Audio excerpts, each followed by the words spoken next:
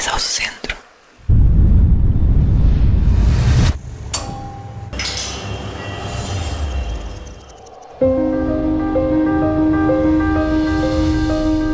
Em cada viagem, em cada história, em cada pessoa. Oh, menina! Em cada lugar. Venha ao carapau e à sardinha da Praia da Vieira! A cada dia, a certeza de que a vida não pode passar ao lado. A vida acontece quando se põe a vida ao centro.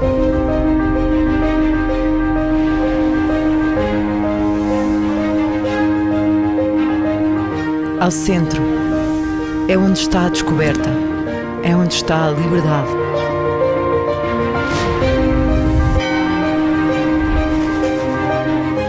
Ao centro, procurar a beleza e fazer da natureza o centro das atenções.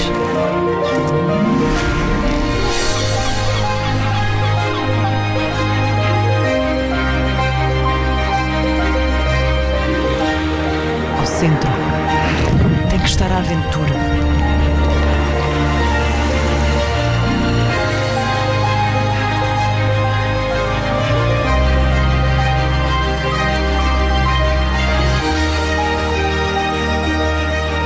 Ao centro tem que estar um momento.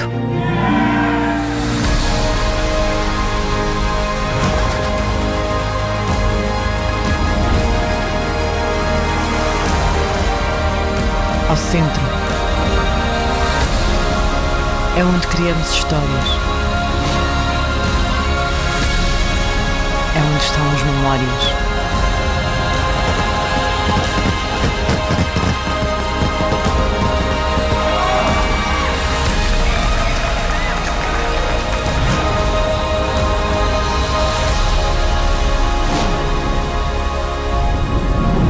Venha, menina! Ao centro, o nosso tempo, a nossa vida.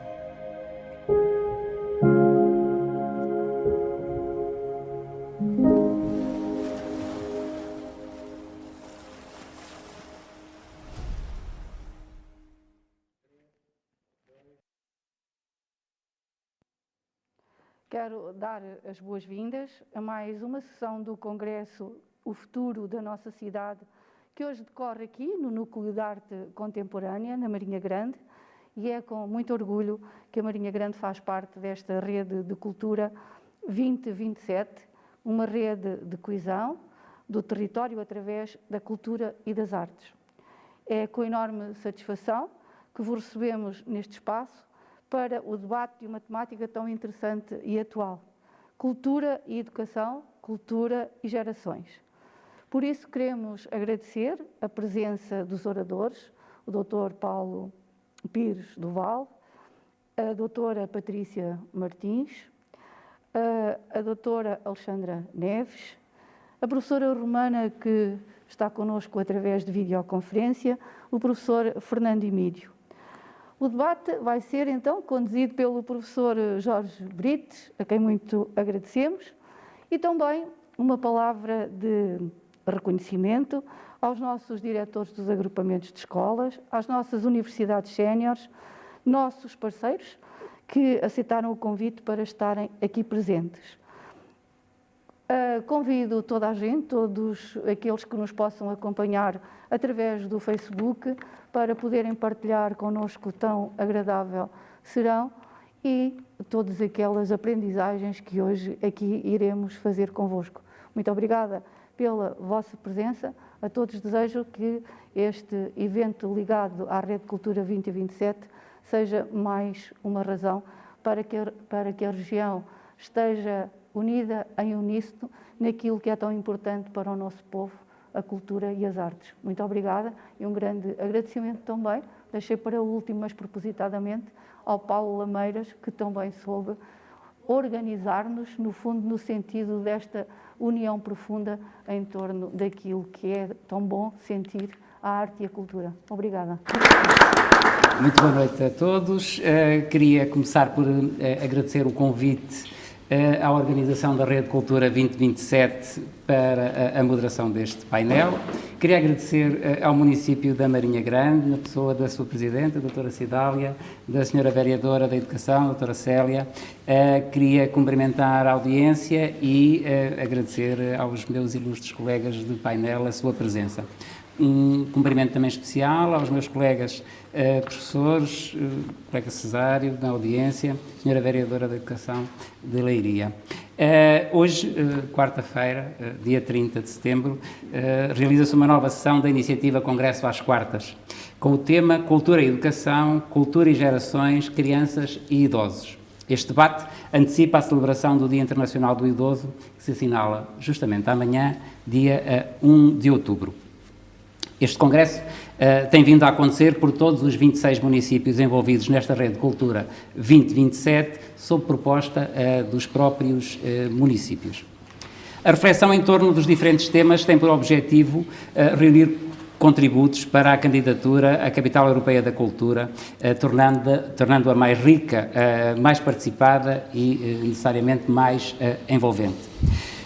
Nesta sessão, o painel de discussão é constituído pelo Paulo Pires do Val, a quem agradeço já a presença, o nosso comissário do Plano Nacional das Artes, a Patrícia Martins, técnica superior de animação cultural e membro do Conselho Estratégico da Rede Cultura 2027, a professora Ana Romana, que é artista plástica e professora na Escola Superior de Artes e Design das Caldas da Rainha, que não está aqui fisicamente em presença, mas está online connosco. Alexandra Neves, mestra em envelhecimento ativo e representante regional do Programa Portugal Inovação Social no âmbito da Iniciativa Portugal 2020. E ainda o Fernando Emídio, coordenador da Cidadania e Desenvolvimento no agrupamento de escolas Marinha Grande Poente.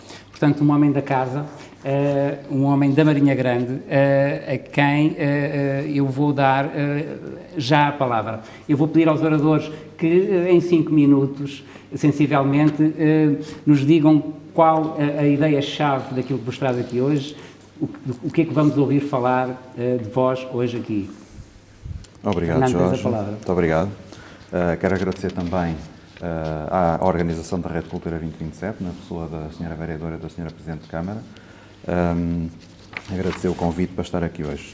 Bom, eu vou começar por falar um bocadinho no âmbito pessoal e a importância da cultura e da arte, daquilo que pode ter na minha vida.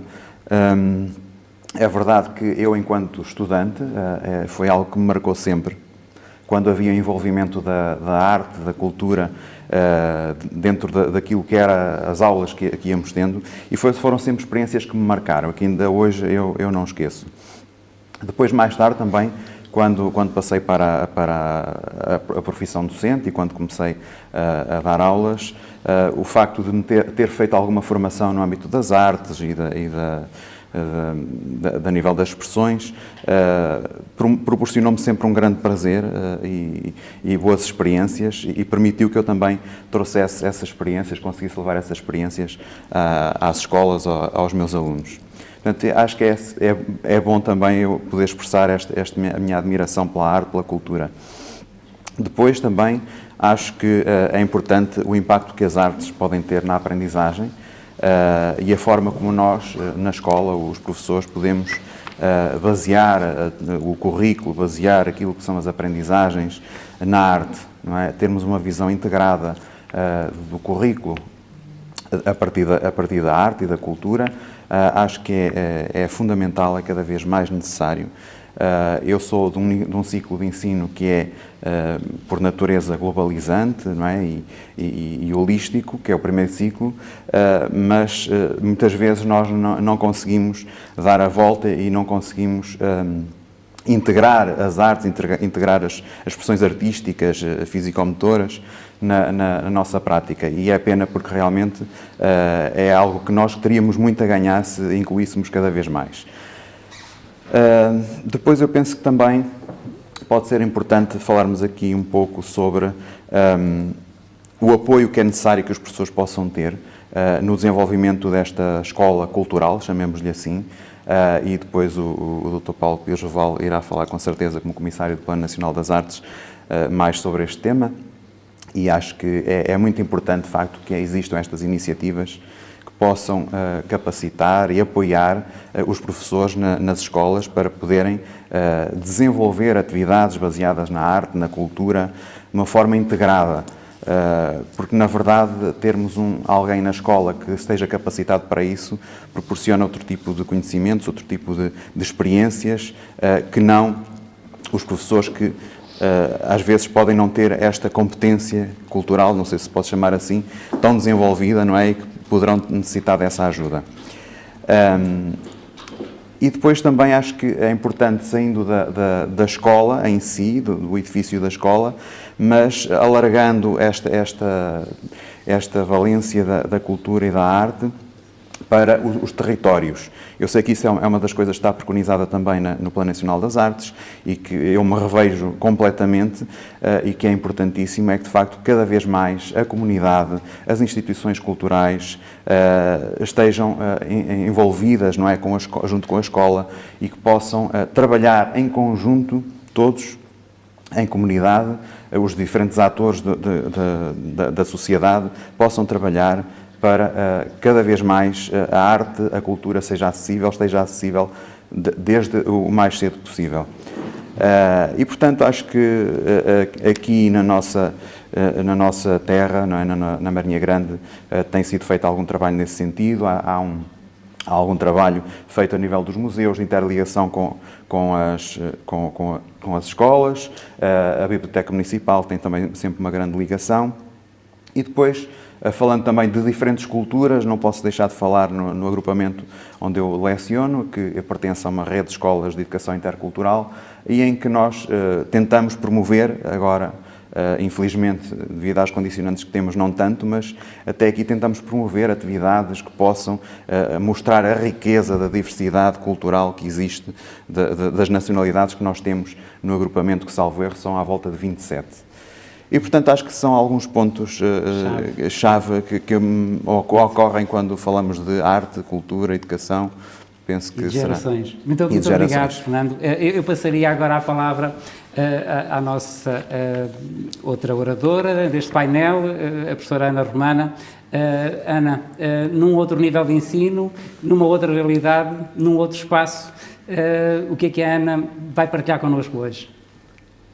Bom, viva, boa noite para a Marinha Grande, não é? Boa noite à Rede Cultura. Antes de falar um pouco dos meus tópicos, gostava só também de saudar, não é, todos os que estão aí presentes e o convite que veio também da parte da Câmara Municipal da Marinha Grande e agradecer também a todos que contribuem para a Rede Cultura, não é? Eu apoio e desejo um maior sucesso nesta candidatura. Quando o grupo que me fez o convite, que é o Grupo Gerações, do qual a Patrícia Martins faz parte, o Paulo Ameiro faz parte, quando me fizeram o convite, a ideia era que eu pudesse falar, não é, da minha experiência como artista plástica sobre as artes participativas e o trabalho que é feito com a comunidade. E esta minha perspectiva, não é, será a partir de alguém que é artista plástica, que é em simultâneo docente e também mediadora. E para falar um pouco sobre as artes participativas, preferi usar um exemplo, ou uma espécie de estudo de caso no qual eu participei, que é um projeto que se chama Entre Vizinhos. Foi um projeto que a Fundação Carlos Gulbenkian começou em 2017, quando a própria Fundação Carlos Gulbenkian percebeu, ao fim de estar ali há 60 anos, percebeu que não tinha relação com a sua vizinhança. Havia relação com um ramo em Londres, com uma delegação em Paris, com todo o mundo, mas não havia com a vizinhança. E então a Fundação Gulbenkian começou um projeto chamado Quilómetro Quadrado, em que se tentou então trabalhar com as escolas de tape que há naquele território, com a comunidade, principalmente de mulheres desempregadas, principalmente dentro da comunidade cigana, e também com a população sénior que habita aquela freguesia das Avenidas Novas. Mais tarde, então, o Museu Gulbenkian continua este projeto com o grupo de séniores, e é aí que eu sou convidada, não é, para integrar este projeto, que se chama então Entre Vizinhos, e que é um projeto de arte participativa, não é, que envolve esta comunidade. Para falar deste projeto, e isto dá uma ideia do que é a arte participativa, é muito mais importante todo o processo do que exatamente o resultado final ou o objeto final. Portanto, eu vou falar um pouco do processo só para ir passar também algumas das ideias-chave. Obviamente, não é? Antes de eu, como artista plástica, aparecer dentro de uma comunidade, há todo um trabalho que foi feito por duas mediadoras do Museu Gulbenkian e que há todo um processo, não é? De conquista, de confiança, de afetos, e só aí consegue de facto entrar mais uma pessoa estranha e aderir também a esse grupo. E durante um ano, não é, eu estive ligada a esse projeto, desde todas as reuniões preliminares até chegarmos à nossa exposição final, e as sessões que nós fazíamos eram semanais, nos centros de dia e no Museu Gulbenkian, e as áreas que eu trabalhei com este grupo de séniores dentro da arte contemporânea era a área do livro de artista e era a área da instalação, áreas que não serão muito familiares, não é? Pessoas com uma média de idades acima dos 80 anos e, portanto, havia todo este trabalho para fazer, não é? Ao ponto de eu, no início, ouvir algumas dos séniores comentarem, não é? Já no final de tudo acabar, que no início não davam nada por aquilo e no final, não é? Envolveram-se bastante, de facto, era um território muito, muito desconhecido para eles. Mas isto não é só, quando a arte contemporânea tenta ativar, não é, estas práticas artísticas sociais, como eu estava a dizer há pouco, este processo é muito mais importante, não é, entra em detrimento do objeto final, não é? O François Matarazzo, que será uma das figuras de referência sobre este assunto, não é, fala mesmo de valorizar os poderes em detrimento dos bens, não é, que se atingem, e é um trabalho, não é, as artes participativas é um trabalho que desenvolve muita criação de afetos, em concreto, não é, com esta comunidade sénior, eu quando comecei a trabalhar com eles, uma das mediadoras, a Diana, disse-me, quando se está a trabalhar com séniores, nós damos 100 e recebemos 200 de volta, e é tal e qual assim. Há este alimentar, não é, de um sentido de comunidade entre os parceiros, entre o artista, entre o público, não é, que depois irá receber aquele trabalho. Há este potencial na arte participativa de ser transformadora, não é? Eu não sei se a arte vai conseguir mudar o mundo, mas acredito, não é, que a arte pelo menos consegue mudar muito, não é, a maneira como se pensa. E portanto, voltando a este exemplo do Entre Vizinhos, foi um trabalho completamente intergeracional e o processo, neste caso, começou por ser uma recolha de memórias, não é, ligadas àquele lugar, ligadas ao bairro, ligadas à Fundação Gulbenkian, um relembrar muito sensitivo através de entrevistas dessas memórias. Houve uma série de trabalho de retratos, houve um fotógrafo também envolvido neste projeto e uma série de trabalho de retratos feito com esta comunidade, ao ponto de haver comentários do género, eu só no dia do meu casamento é que tinha sido tão fotografado, não é, como neste projeto. E depois havia-se pegar então dessas memórias que eu tornei em pequenas histórias e houve uma instalação espalhada pela freguesia das Avenidas Novas, nos locais que os próprios séniores escolheram, locais aos quais eles estavam com os seus afetos, não é, ligados a esses lugares, e também espalhadas pela Fundação Carlos Gulbenkian, pelos espaços públicos, e portanto um projeto que ganha esta materialização vai chegar a um público mais alargado, que de outra maneira, não é, se calhar não iria ter acesso ao trabalho, estando espalhado, não é, pelas lojas e pelas escolas e pela junta de freguesia e pelos centros comerciais e todos os sítios, não é, que os séniores escolheram. Depois houve também a materialização final de um livro, que foi todo feito com o grupo de séniores, fizemos uma tiragem de 50 exemplares. Esse livro, eu já agora posso só aqui mostrar de forma sucinta, ele é uma espécie de cápsula do tempo, não é? Aqui contido nesta caixa. E este livro contém então um booklet, não é, com todas as histórias narradas pelo grupo em versão bilingue. Contém um encarte, não é, que tem um mapa que consegue dar até a localização pela freguesia de onde estão instaladas as histórias, e cada sénior fez então uma dupla página em que havia o seu retrato em que havia um fragmento do mapa, e as páginas todas juntas fazem um mapa total da freguesia, e onde havia uma dupla página, como cada um trabalhou como entendeu, não é? A partir do que é que para ele era significativo estar num livro. E podia ser sobre a sua memória pessoal, ou podia ser diretamente sobre o projeto do Entre Vizinhos. E esta foi uma das materializações, não é? Este livro, quando se faz um livro, a vantagem, não é? Como dizia o Pina Martins, é que os livros sobem montanhas e atravessam oceanos, e de facto estes livros foram distribuídos para museus, não é? Desde Nova Iorque o MoMA até em Londres a Tate, ou em Portugal para a Fundação de Serralves, e há vários museus, não é? Que através das suas coleções de livros de artista podem receber este trabalho feito em comunidade.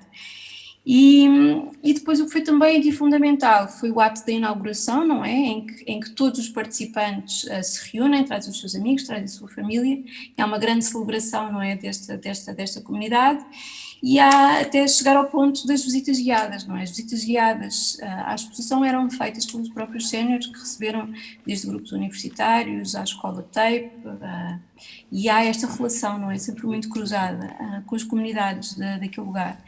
O grande objetivo deste projeto e o grande objetivo das artes participativas, não é? Este empoderamento, não é? Este dar ao outro, este poder, não é? De ocupar um território, não é? De ter um sentido de pertença num território, de ter um sentido de identidade que ele constrói, que ele reconstrói, não é? Este sentido de pertença.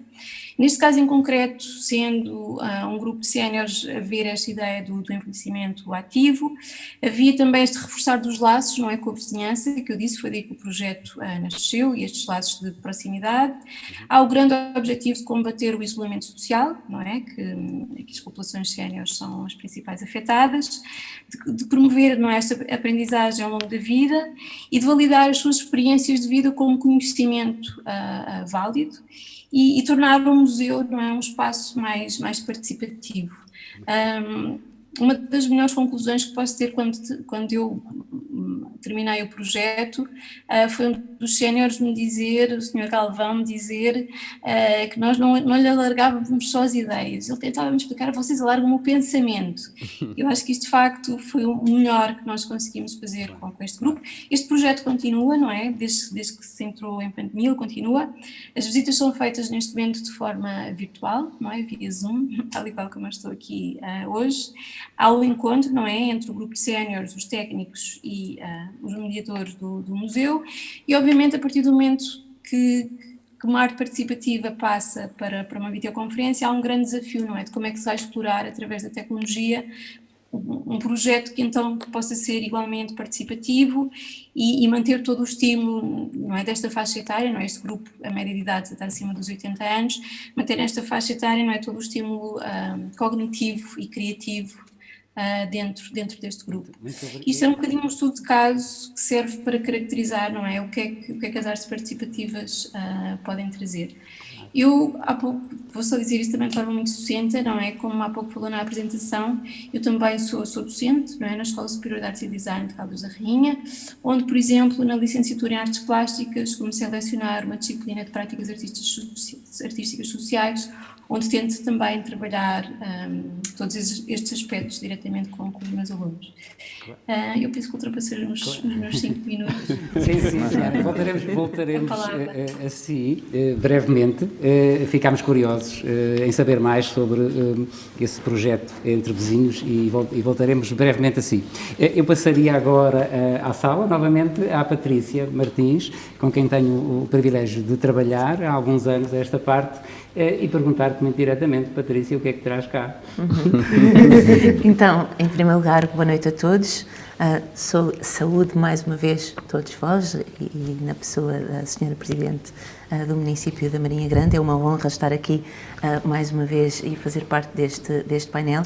Também é uma honra fazer parte do Conselho Estratégico para a Rede Cultura 2027 e deste grupo Gerações, que tem pensado tanto esta ideia das pontes entre gerações e as pontes entre margens, e também como forma de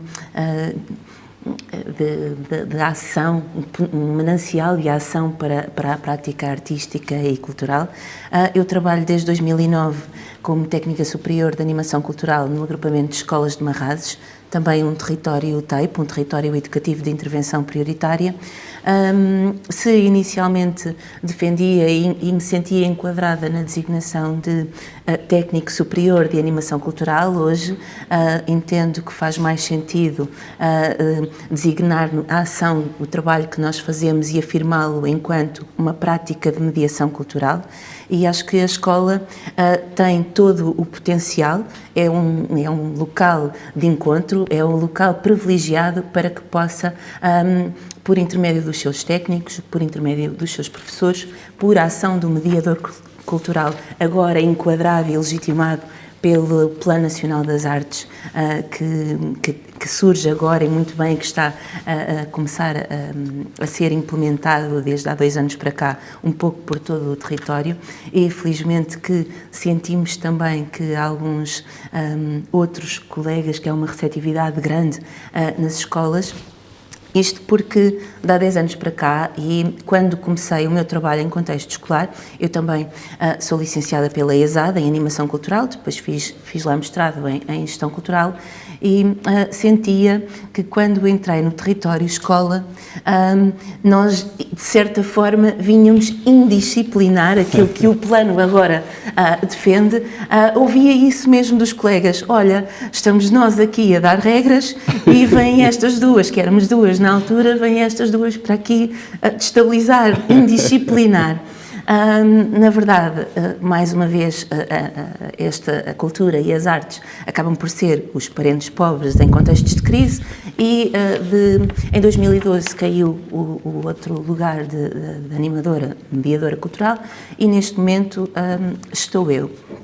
Mas estou eu enquanto timoneira de um projeto, porque temos uma direção que apoia e valida e defende esta interação entre artes e educação, e a nossa direção tem o cuidado de destacar horas de alguns dos nossos colegas das artes plásticas, da música, das expressões, e não só, de outros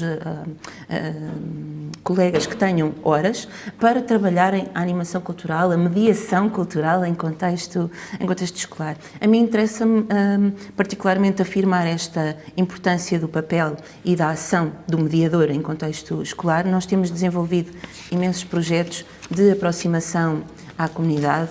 A escola sai fora de portas e a comunidade também entra na escola. No fundo, o que queremos é constituir-nos como uma escola casa-colo para a comunidade, em que as pessoas podem vir a fruir das atividades culturais que organizamos, mas também que possamos nós acolher os parceiros e os artistas. É uma ação que temos vindo a desenvolver passo a passo desde 2009, que agora começa a estar um pouco mais oleada. Se inicialmente, por exemplo, em contexto de atividades de férias, tínhamos ações de mediação cultural onde íamos visitar museus, onde íamos fazer algumas visitas mais culturais, hoje tentamos aproveitar, capitalizar essas horas para fazer residências artísticas com os nossos alunos, que até então também, mais uma vez, nem sempre, nós sabemos dos currículos apertados, e nem sempre era fácil retirar os alunos das horas do currículo para trabalharem esta questão da ação das artes. Muitas vezes, quando precisávamos de visitar um museu, fizemos já várias parcerias em contexto comunitário, e também parcerias com a Fundação Carlos Gulbenkian e outros, ou, por exemplo, quando há uma solicitação do Museu de Leiria ou de outros parceiros que começam a solicitar. Há pouco acho que alguém também falava desta ideia de gostaríamos de ter pessoas a visitar-nos, mas agora as pessoas não vêm por causa desta situação pandémica, mas, de certa forma, o museu contacta a mediação cultural e nós potenciamos formas de as escolas irem aos espaços. E isto por dizer que, inicialmente, era difícil retirarmos os alunos destes contextos curriculares para poderem fazer as suas visitas, os seus workshops e as suas os seus complementos aos projetos culturais em contexto. Então encontramos estratégias de trabalhar não só em contexto curricular pontualmente, mas depois aproveitar as pausas para estas residências artísticas e para estes contactos diretos com os artistas. Temos vários espaços de encontro em contexto escola, que nós agora costumamos falar como espaços híbridos de criação, onde podemos trabalhar as artes plásticas, a performance, a dança, a música, e trazer também a comunidade para integrar estes projetos. Estou a lembrar-me de um projeto que ficou, infelizmente, barrado agora por esta questão pandémica, mas que queríamos regressar a eles, estamos a reinventar-nos para regressar a eles, porque temos utilizado muito esta ligação entre as artes e a cidadania. O ano passado estávamos a trabalhar com a Fundação Carlos de Gulbenkian, com este grupo heterogéneo de alunos entre o 5º e o 9º ano, e com as senhoras de uma loja social do bairro, também dinamizada pelo município de Leiria, um projeto que se intitula Viver Melhor no Bairro, no qual o mediador cultural também é parceiro. E então o que é que o mediador cultural e a sua equipa fez? Canalizou as várias frentes nas quais se move, desde as senhoras do bairro ao Clube das Artes e Cidadania, às parcerias que tem com a Gulbenkian, ou com, está ali na assistência temos um representante do projeto Música Omnipresente, também um projeto de música que trabalha em contexto de agrupamento. Portanto, o mediador acaba por ligar as pontes todas, tecer todas estas pontes e ser uma espécie de dispositivo para acionar projetos. E, portanto, estávamos a realizar, a implementar um projeto a que chamámos Terra de Todos, Terra de Ninguém, que falava da temática dos migrantes, da temática dos direitos humanos. Tínhamos feito um estudo aprofundado da Carta dos Direitos Humanos, estávamos a construir também uma carta alternativa, fazer uma nova proposta. Tínhamos feito recolha de testemunhos em contexto das pessoas que viveram na pele a guerra colonial, não é? E que depois vieram também para o bairro que deu origem à nossa escola, não é? Que é uma escola que existe desde 76 ali em contexto de bairro, e portanto tínhamos ali todo um projeto montado para apresentar no Festival Teatro Juvenil, também um projeto no qual participamos, num festival da cidade, o Festival A Porta, um festival que liga várias valências artísticas, com o envolvimento de todos. Nós temos estes grupos nucleares, mas depois tentamos sempre envolver todos. Então, todas as pessoas do agrupamento, de todos os ciclos, desde o jardim de infância até ao 9º ano, famílias e colaboradores, pessoal docente e não docente, foram convidados a fazerem origami um barquinho de papel e a escrever um direito humano, ou um statement, um depoimento, um manifesto sobre aquilo que eram para si os direitos humanos. Esses barquinhos estão lá guardados na expectativa de que assim que possamos recuperemos este projeto, e depois estes barquinhos servem de instalação, digamos assim, pela cidade, também remetendo para esta ideia dos migrantes, dos direitos humanos, linkando sempre as artes com a cidadania e numa perspectiva de a escola sai da sala, sai de dentro de si, faz projetos consigo e com a comunidade, mas depois quer levá-los lá para fora e mostrar. A Ana falava há pouco do empoderamento. Eu ultimamente não uso tanto esta expressão do empoderamento, porque me agrada mais esta da transformação, não é? Que as artes operam em nós, não é? E de certa para as senhoras do bairro, com as quais temos feito alguns projetos, também temos feito alguns projetos intergeracionais com a Amitei. Eu vou tecendo também, vou buscando coisas aqui e ali, porque são muitas. Este mediador também é mesmo assim, e se calhar já estou a exceder-me no tempo, porque na verdade nós, a escola também é um espaço privilegiado. Temos contigo à escola, eu falo escola, a sede do agrupamento é uma escola que tem 2º e 3º ciclo e tinha CEF, mas contigo à escola temos uma escola de 1º ciclo, temos porta com porta uma escola de pré-escolar, temos uma filarmónica, temos um lar e centro de dia, temos a loja social e temos aqui uma estrutura já bastante entrosada, que lá está, por ação do Mediador Cultural e dos contactos que se vão estabelecendo, já são também 11 anos de ação e, portanto, à distância de um telefonema ou de um clique, vamos fazer isto, então vamos. E as coisas acontecem, as portas abrem-se muito mais facilmente. E, portanto, eu defendo muito que para que estas coisas aconteçam e para que o Plano Nacional das Artes aconteça, não é muito bom haver 2 horas e um professor coordenador de escola de plano cultural de agrupamento, mas era se calhar também muito importante esta ideia de haver alguém com horas e com know-how e com um jogo de cintura e descomplicada, como costumam apelidar muitas vezes, que vá tecendo estas pontes e vá desbravando mato, peço desculpa pela expressão, mas é abrindo portas, abrindo caminhos para esta transformação por intermédio das artes, com a comunidade, para a comunidade, numa simbiose entre todos. Muito obrigado, Patrícia, sempre por esse teu entusiasmo contagiante. Já voltarei a ti, porque o investimento na cultura e na educação se faz em todas as fases da vida. Temos a Alexandra Neves, que faz um outro investimento e uma outra aposta numa outra fase da vida. Alexandra, queres partilhar connosco um pouco como é que é trabalhar cultura, educação na terceira idade, junto de idosos? Muito obrigada por esta oportunidade. Cumprimentar os que estão em casa, cumprimentar os que estão aqui na sala. É uma honra estar convosco. Antes ainda de chegar aos idosos, dizer-vos que representa Portugal Inovação Social na região centro e é um programa que está cheio de privilégios, porque acolhe estes empreendedores com perfis semelhantes ao que foi apresentado pela Ana, ao que foi apresentado pela Patrícia, que são completamente apaixonadas por estas situações e, portanto, pessoas destas cada vez vão aparecendo mais nos territórios e nós temos o privilégio de os acolher e de fazer acontecer esses projetos no terreno, onde a componente educação e cultura estão no sumo de todas estas situações.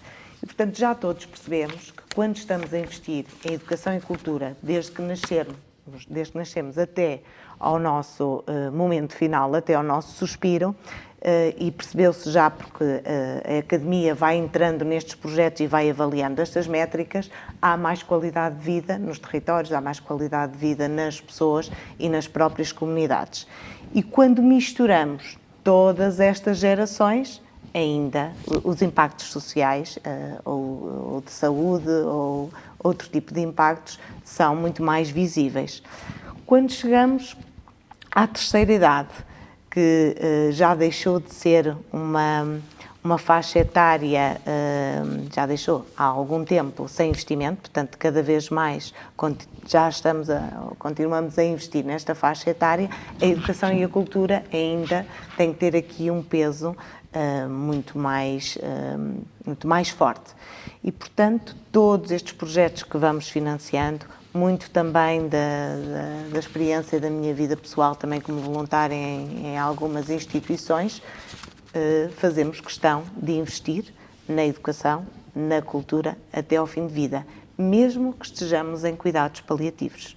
E financiamos projetos do início até ao fim de vida e até no pós, quando estamos ainda a trabalhar as pessoas em momentos em questão de processos de luto. Muito obrigado, Alexandra. Passarei agora a palavra ao nosso comissário para o Plano Nacional das Artes, caro Paulo. Tive até agora o estatuto de ouvinte. Disse numa entrevista que precisamos deitar abaixo o muro entre a escola e a comunidade. Isso é um imperativo e torna-se fundamental. A pergunta, em jeito de provocação, é como é que estamos neste processo de demolição?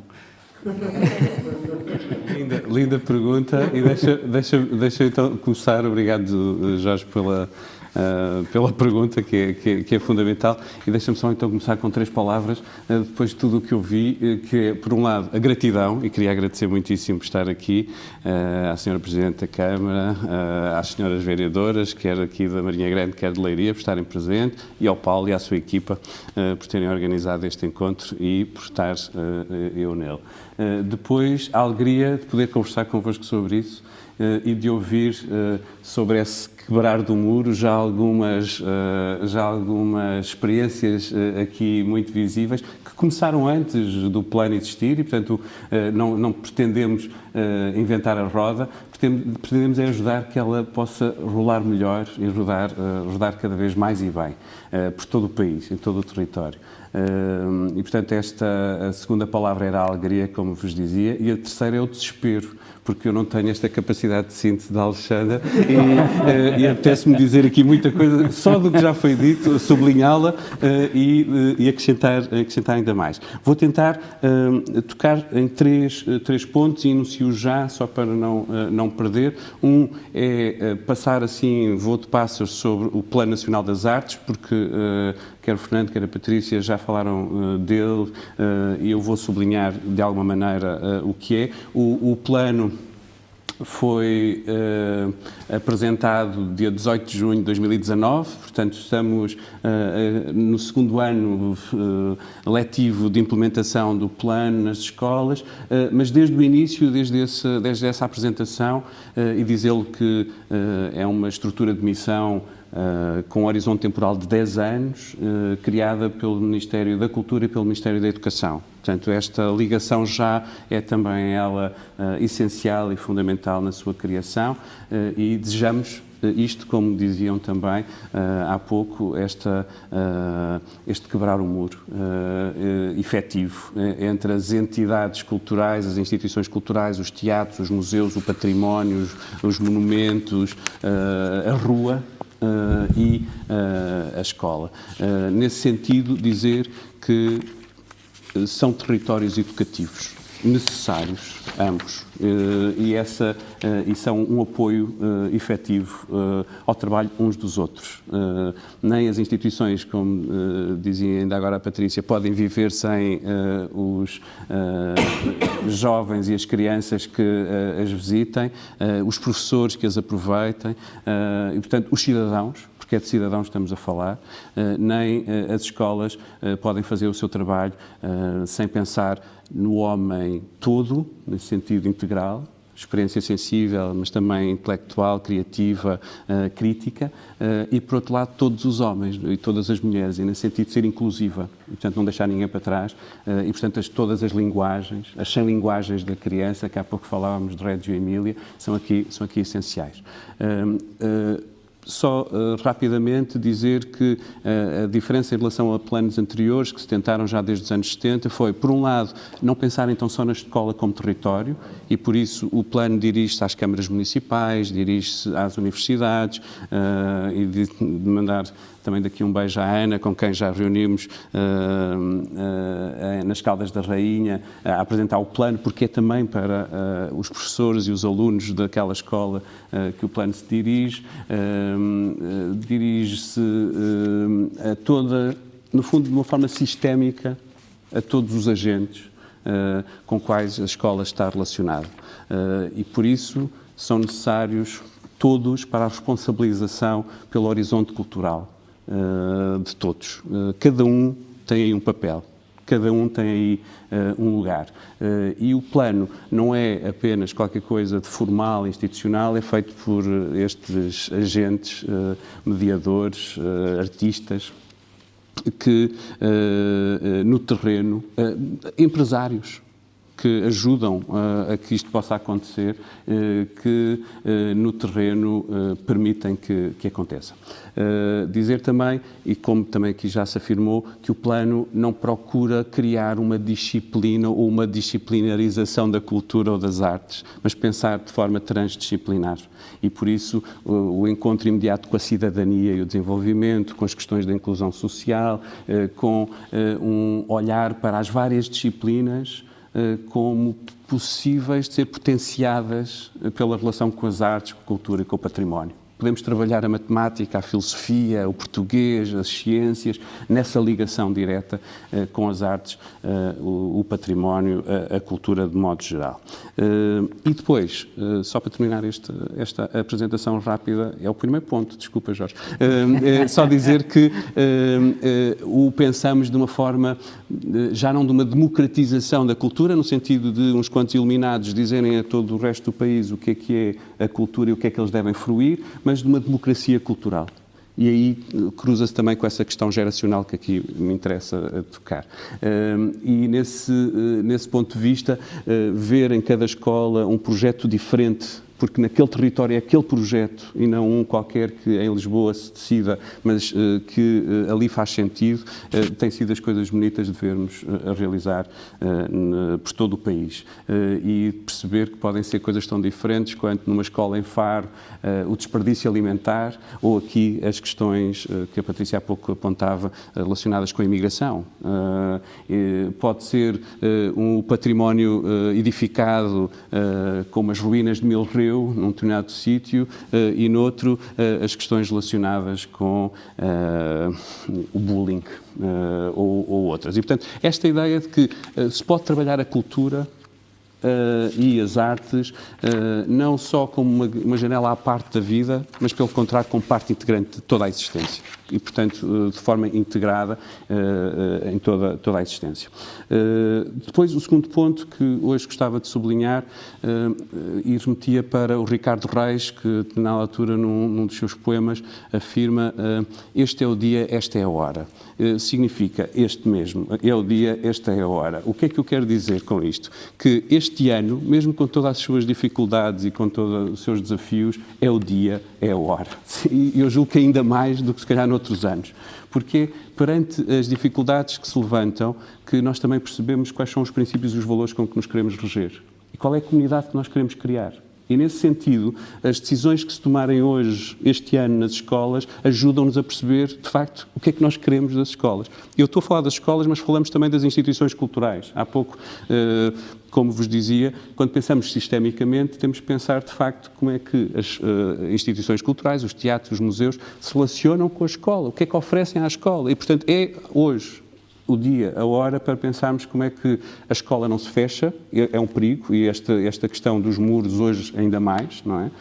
Achamos que estamos protegidos atrás de muros, é falso, e é preciso dizer hoje, então, que os museus são seguros, os teatros são seguros, os monumentos são seguros, e que podemos aceitar e levar artistas às escolas, porque também aí há segurança, e há pouco o Jorge falava sobre isso, e podemos criar circuitos higiênicos, seguros, com todos os cuidados, e é preciso hoje dizer isto bem alto, para que precisamente esses muros que nós queríamos destruir há um ano não sejam levantados por causa de qualquer pandemia. E pensava para o terceiro ponto, só para poder depois conversarmos e voltávamos aqui, porque esta questão é fundamental, percebemos, como diziam já os meus colegas antes, que as artes, o património, a cultura não são extracurriculares, são parte integrante do currículo. E este ano temos que o mostrar também. Temos que perceber como é que o podemos fazer. E a luta do princípio deste ano letivo do plano está a ser esta e vai continuar a ser, e peço a vossa ajuda precisamente para que aconteça.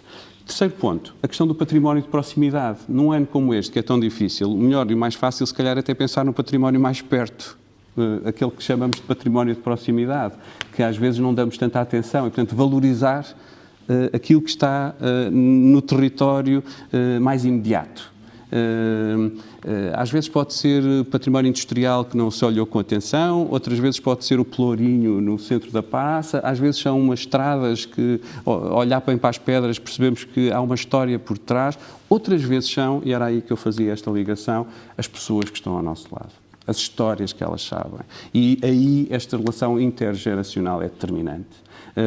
Não há nada mais extraordinário quanto esta consciência de que são elas que nos trazem, ou seja, estes mais velhos, os séniores, os idosos, que podem trazer também ao cotidiano dos mais novos, ao nosso, cada um, esta ideia da raiz, das raízes, da pertença, da consciência de uma pertença a.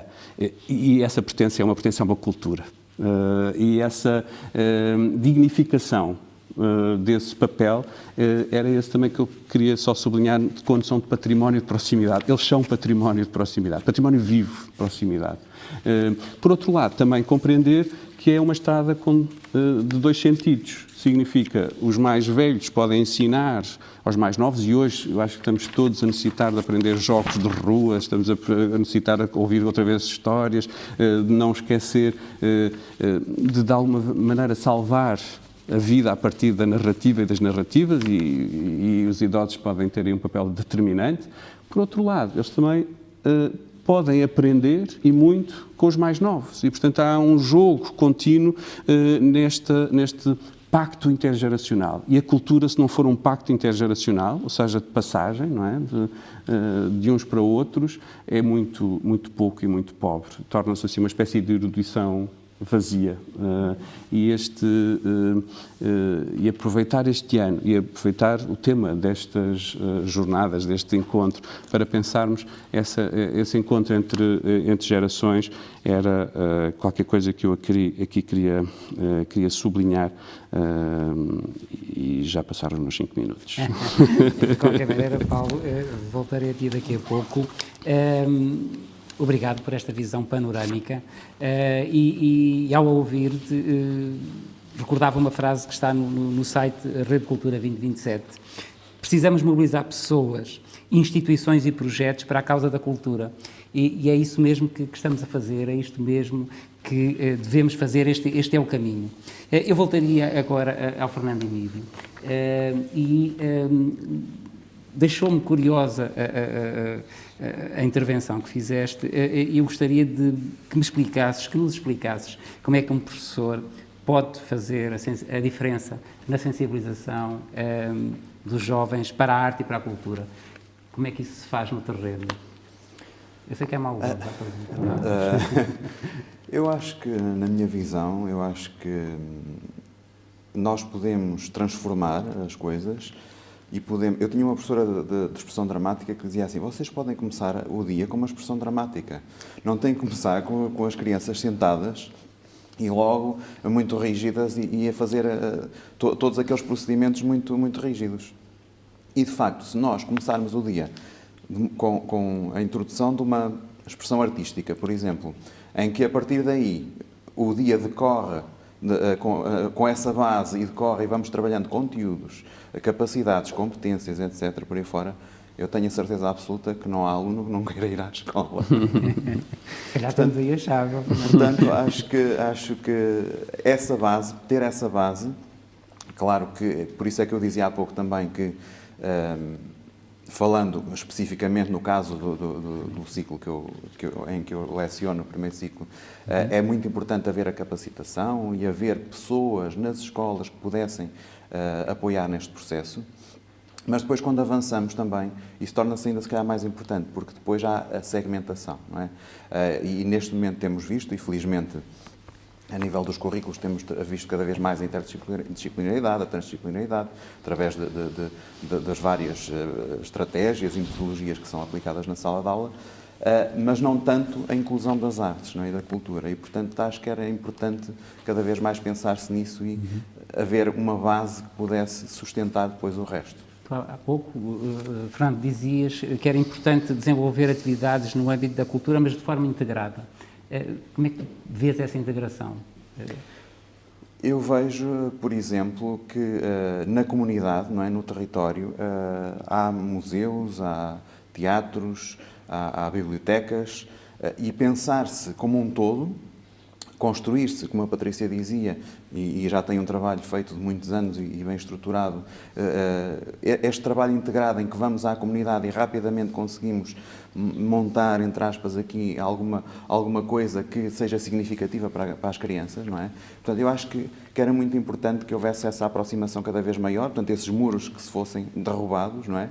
Cada vez menos existissem esses muros e que, de facto, esta separação escola-comunidade, sociedade fosse cada vez mais esbatida, porque nós aprendemos, e como o Dr. Paulo dizia, na rua, inclusivamente na rua.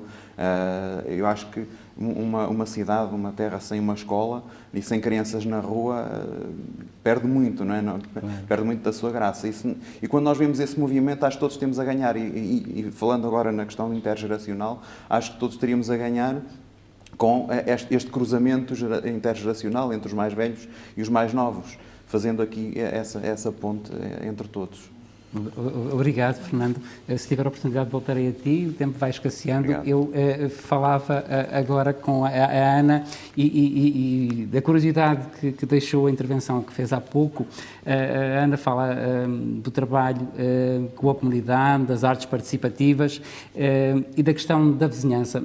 Ana, porquê que a questão da vizinhança na cidade assume aqui uma importância central? De certa forma, a Ana já levantou um pouco o véu há pouco, quando apresentou, de uma forma muito sumária, o projeto, mas como é que a vizinhança assume este papel tão central e que descobertas é que a Ana fez ao participar neste projeto? Bom, o que é curioso, não é? Voltando aqui a formas arquitetónicas, há pouco o Jorge, quando lançou a pergunta ao Paulo, falou de muros. Eu vou falar de pontes. Parece que estamos numa conversa sobre engenharia, mas é uma conversa sobre cultura.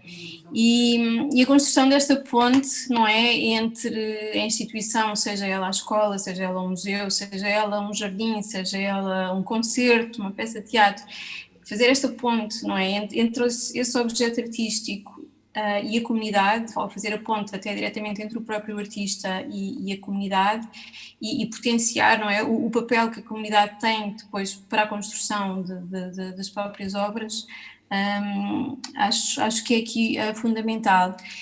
Neste momento, não é, de uma forma até muito pragmática, estas ligações de vizinhança, de facto, a pandemia vieram destabilizá-las, e acho que neste momento estamos todos à procura de meios alternativos de fazer essas pontes. O online trouxe-nos uma série de propostas, não é? E nós, assim que viemos para casa em março, acho que muito rapidamente as instituições culturais se adaptaram e começaram a fazer uma série de mediação online, se calhar às vezes até a um ponto de algum cansaço, não é? Acho que recebíamos tanto estímulo que às vezes ficava difícil de acompanhar tudo. Assim, esta ponte, não é, ainda há pouco, não é, como também dizia o Paulo, não é, esta ponte tem urgência, não é, do ser hoje e ser aqui e ser agora, porque, não é, nós vivemos num planeta que está muito vulnerável, e eu continuo a acreditar, não é, que a arte, tal e qual como dizia há pouco a Patrícia, tem este potencial, não é, de poder transformar e de poder gerar alterações que possam dar um futuro melhor.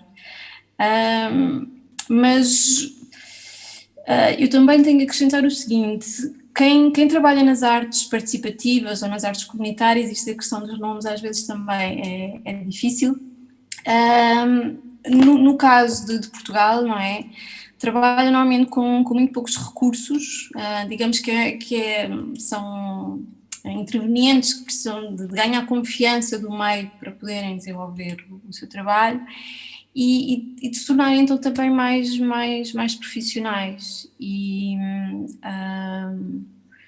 eu acredito, não é, por exemplo, que o Plano Nacional das Artes trabalha nisso ativamente, não é, de poder gerar esses tais recursos e de poder gerar mais profissionais que construam estas tais pontes com a vizinhança. Obrigado, Ana. Eu, só de uma forma muito sucinta, a questão da nova disciplina, práticas artísticas sociais. Qual é o impacto que se espera com a criação dessa disciplina, com esse nome tão bonito? Bom, os nomes são difíceis, mas foi o nome possível. Tal e qual, daquilo que temos falado aqui, eu acredito que a arte contemporânea caminha num sentido de trabalhar cada vez mais as relações e cada vez menos os objetos físicos. Vivemos num planeta completamente saturado de objetos físicos e por questões de sustentabilidade da vida humana neste próprio planeta, se calhar temos que produzir menos objetos. E eu própria como artista, como docente, não é, era impossível, eu estou no ensino público desde 1994, era impossível eu neste momento lecionar como lecionava, por exemplo, há 10 anos atrás, não é? Porque, por exemplo, nesta disciplina que eu estou a dar, nós trabalhamos as artes participativas, as artes comunitárias, as artes colaborativas, não é? Aquilo que eu tento estimular nos meus alunos é este tal trabalho das relações em detrimento da tal produção dos objetos, às vezes é tirar-lhes o tapete, e a trabalhar com eles, não é, esta ideia do espaço democrático, de uma cidadania mais consciente, de um trabalho mais ativista, e que tenha este lado também da inclusão e da coesão social. E, por exemplo, a pandemia o que fez foi que nem os meus alunos nem eu temos vontade de estar trancados numa sala de aula, temos a sorte do campus da ESA de ser num Pinhal, portanto a nossa aula neste momento decorre diretamente no Pinhal. Eu brinco com os alunos que nós somos uma espécie de forest school, vamos passar 3 estações do ano, já começámos no verão, vamos passar o outono, vamos chegar ao inverno, vamos colocar uns toldos no Pinhal para quando vier a chuva, e neste momento somos uma espécie de forest school. Por exemplo, a aula da próxima semana vai ser uma aula que vai acontecer na Foz do Baralho, e nós vamos fazer uma limpeza de praia, diretamente com a Ana Pego, que é uma bióloga marinha, que tem um projeto que se chama Plásticos Marítimos e que nos vai dar um olhar muito consciente, não é, sobre aquilo que estamos a fazer, como a limpeza de praia.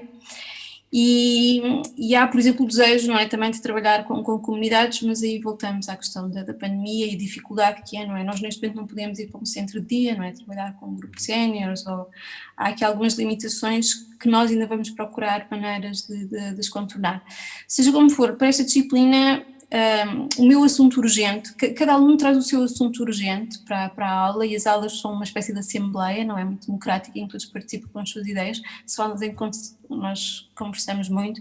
A minha urgência é a urgência da crise climática, e essa é a que eu trago do meu lado para trabalhar nas aulas. É assim um problema avassalador, não é? Mas também aquilo que nós tentamos é dar uma escala humana e perceber, não é? Como é que nós podemos alterar coisas para salvaguarda. Muito obrigado, Ana, pelo teu testemunho e pelo trabalho que estás a desenvolver. Eu dava continuidade aqui, falando um pouco com a Patrícia, e tirei daquilo que disseste algumas ideias principais. Eu sou suspeito nesta questão. Tu falaste na escola como o primeiro polo cultural para a comunidade através das artes, os projetos intergeracionais e toda a dinâmica que é necessário criar na escola para ela também ser potenciadora desta transformação através da arte. O que é que se espera de uma direção para que isso possa acontecer numa escola? Já não posso ser despedida, pois não? Estou a brincar. Obviamente que há 10 anos atrás, ou há 11, faz agora em outubro 11 anos que estou no agrupamento, esperava um apoio incondicional, porque, como falámos também já há pouco, não era fácil uma pessoa, um técnico superior de animação cultural, um mediador, entrar em contexto educativo, em contexto escolar, a não ser que houvesse uma aposta forte de uma direção ou da coordenação TAPE que promovesse a nossa permanência e acreditasse no trabalho das artes na educação. Até porque, lá está, encontrávamos alguma resistência da parte da classe docente. Eu não acredito que fosse uma resistência pensada, mas mais por desconhecimento, porque lá está, mais uma vez pensavam que eventualmente nós vinhamos, era uma coisa supérflua, não é? Esta ideia das artes são parente pobre, são facilmente descartáveis. Mas uma das primeiras abordagens que tivemos quando chegámos à escola, eu tinha uma experiência de muitos anos numa livraria, Depois passei 2 anos por uma escola de música e artes. Tinha alguma experiência já desta ideia e noutros contextos. Tinha trabalhado com projetos culturais e, portanto, uma das primeiras coisas que quisemos fazer quando chegámos à escola foi uma visita a todos os colegas. E fomos escola a escola, são 26 escolas, algumas escolas que têm 8 turmas, portanto, 8 professores, e quisemos fazer uma visita a todas as escolas, apresentar-nos, dizer ao que vínhamos, o que é que queríamos fazer, e como eu ainda tenho muito vincado em mim uma forma de trabalhar assente no livro, começámos por sugerir atividades de mediação de leitura. E que não vou falar contra o Plano Nacional de Leitura, muito pelo contrário, mas que pretendíamos ser um complemento ao Plano Nacional de Leitura e trazer abordagens diferentes, começar a trabalhar o livro-álbum, o livro de imagem, o livro que pudesse remeter para a sensibilidade estética de determinados artistas, eventualmente preparávamos mediações também sobre biografias de pintores ou músicos. Começámos a entrar assim de mansinho em articulação com a biblioteca e começámos a fazer atividades transversais com o mesmo livro, com o mesmo dispositivo, mas adaptadas desde o jardim de infância até ao 9º ano. Portanto, se calhar andávamos meio ano a dar a volta a todas as escolas. O que inicialmente era estranho, as pessoas recebiam-nos um pouco a medo.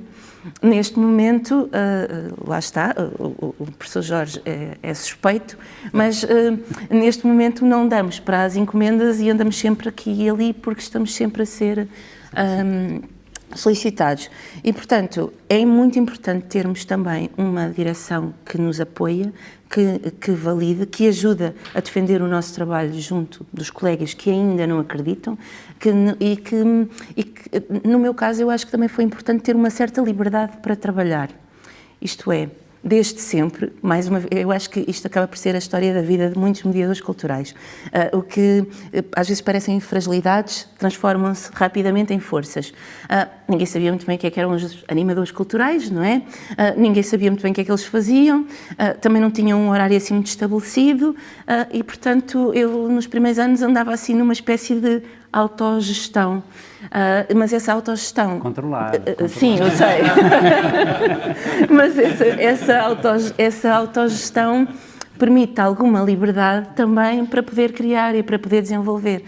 De repente, se eu ainda não cheguei à escola, eu posso estar em reunião com a pessoa da Amitei, do lar, em centro de dia, a magicar o que vamos fazer no projeto seguinte. Ou, se calhar, eu tive que parar ali para não ir a falar ao telemóvel enquanto conduzia, porque o artista plástico da Arte Urbana Leiria me estava a perguntar se pode fazer uma intervenção na escola. E, portanto, vamos fazendo esta gestão. Ou, de repente, se é preciso ir a uma formação do Plano Nacional das Artes, pedirmos autorização, mas já há essa abertura para, e portanto, havendo esta validação da parte da direção do valor que as artes podem tomar e que podem impactar nos processos educativos, na comunidade, na relação com o outro, na relação com as famílias, no estabelecer de pontes de contacto entre todos, é muito importante. E ainda só acrescentar, antes de me calar, porque já passei o tempo mais uma vez, acrescentar que a direção tem, e principalmente a partir do momento em que passei a ser a única técnica superior de animação cultural, tem delegado, como já disse há pouco, a alguns colegas cujas precisam de completar horas de componente não letiva e cujo perfil ou as competências se ajustam a este trabalho ligado às artes e à mediação cultural. Portanto, no fundo, o mediador cultural hoje em dia tem uma equipa que trabalha consigo e que ajuda a articular, e isso também só se consegue com o apoio próximo da direção. Obrigado. Jorge, posso bem gostava de responder a essa pergunta porque é mesmo importante. O papel do diretor, das direções aqui. Por exemplo, o Plano Nacional das Artes nunca entra numa escola sem ter o desejo expresso do diretor para que tal aconteça. Ou seja, essa é a primeiro passo para que uma escola que trabalhe connosco, é a direção da escola dizer gostávamos muito de trabalhar convosco. E depois começamos aquele programa com as escolas que a Patrícia já indicou, chamado Indisciplinar a Escola. E para indisciplinar a escola, precisamos de começar precisamente pela direção e a forma como pensa a escola. E quando nós, obviamente, falamos de indisciplinar a escola, não é indisciplinar os alunos, é pensar de que maneira é que as várias disciplinas podem trabalhar em conjunto, podem criar projetos